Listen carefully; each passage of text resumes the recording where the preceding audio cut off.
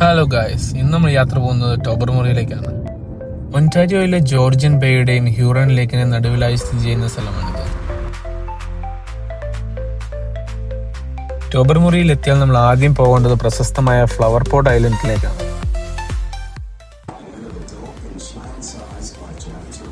ടോബർമുറിയിലെ ഏറ്റവും വലിയ അട്രാക്ഷൻ അവിടുത്തെ കൽത്തൂണുകളാണ്.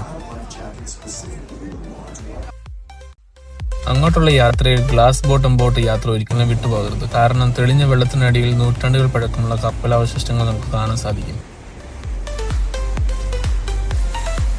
അവിടുത്തെ മറ്റൊരു അട്രാക്ഷനാണ് ഗ്രോട്ടോ ഗുഹയും ഈ തെളിഞ്ഞ നീല നിറത്തിലുള്ള വെള്ളവും.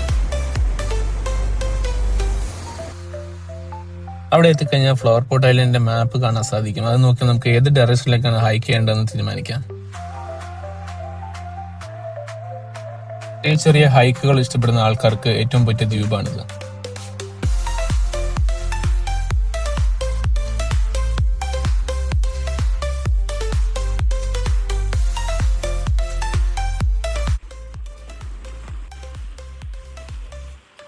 ഇതാണ് ഞാൻ പറഞ്ഞ ഇവിടുത്തെ കൽത്തൂണുകൾ.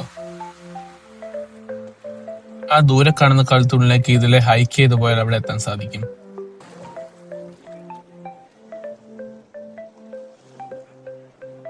കാഴ്ചകൾ കണ്ട് സമയം പോയത് അറിഞ്ഞില്ല. നേരെ വീട്ടിലേക്ക് എന്നൊരു ബാർബിക്യൂ ഒക്കെ സെറ്റ് ചെയ്ത് സൺസെറ്റ് ഒക്കെ കണ്ട് അടിപൊളിയായിട്ട് തിരിച്ചു പോയി. Okay, bye guys.